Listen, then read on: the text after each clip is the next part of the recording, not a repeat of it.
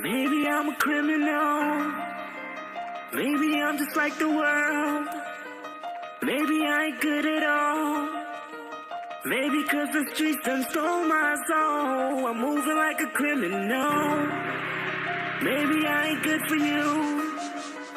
Maybe I ain't good at all.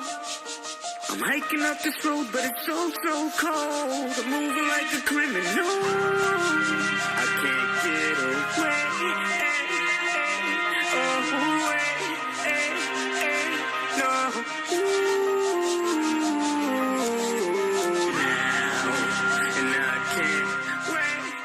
Right now I'm going to meet my little brother, Troy Reed.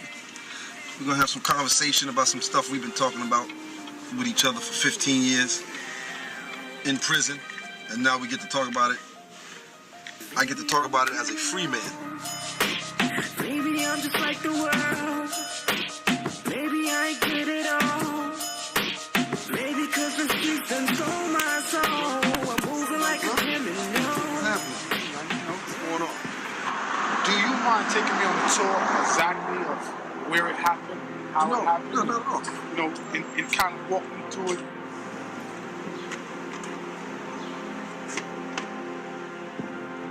Right here where I was meeting Rich that night. And I pulled up right here.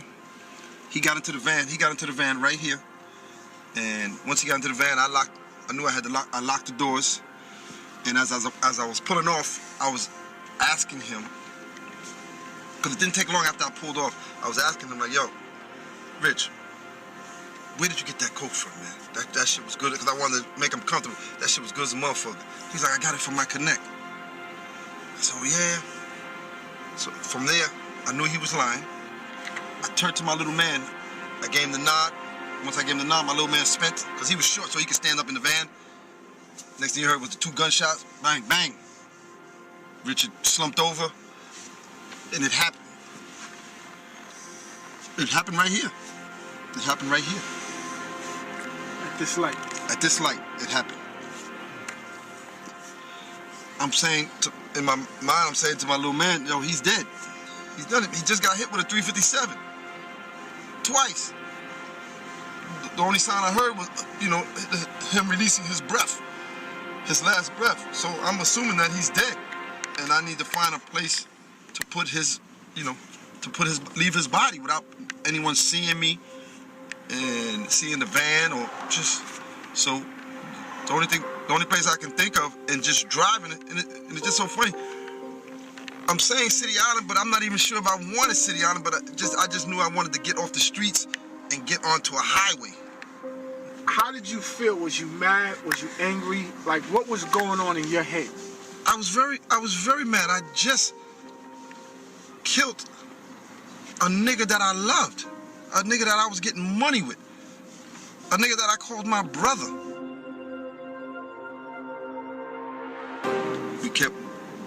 We kept driving this way, and until I can find a remote spot to leave the body. Go around this turn right here.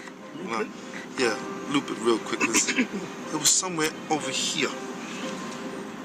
So I pulled over like right here, just threw the van up on as close as I can to the rail.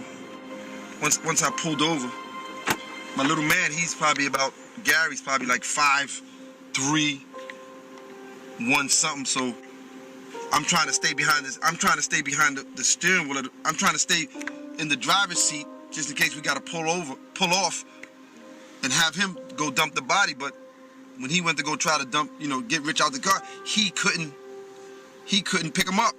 He couldn't pick him up. Rich was bigger than him, so he couldn't move him to put him in the woods and all that. So now I had to get out the van to go help him. And when I went to go help him, Richard made a sound. So that shit startled me. Like, oh shit, he's still alive. So I grabbed the gun. I grabbed the gun from my little man and put one in his head. And then I had to pick him up. I had to pick him up and dump him in the woods and leave his body. I was able to, get him where he needed to be. And then we jumped back in the van, and I made sure I didn't skid off or anything like that to leave any kind of tracks. And we left. And we left, and the rest was the newspapers. The rest was history.